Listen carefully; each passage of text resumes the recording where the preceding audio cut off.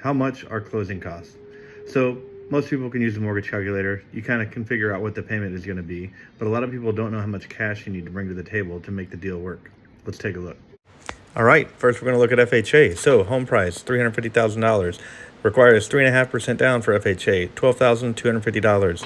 The title fees are collapsed into one line here, but this includes the title fee, the lender policy, doc stamps, intangible tax, deed recording, mortgage recording, survey, and a courier fee.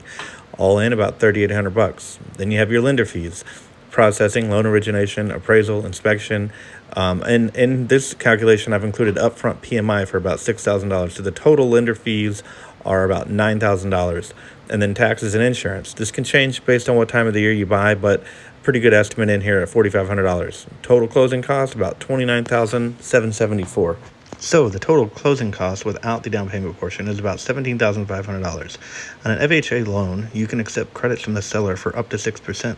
6% of the loan in this situation would be about $20,000, meaning that you can ask the seller to pay all of those closing costs, all of the $17,500, meaning that what you would need to bring to the table is the $12,250. Now, with FHA, you are not allowed to use any of those credits for the down payment.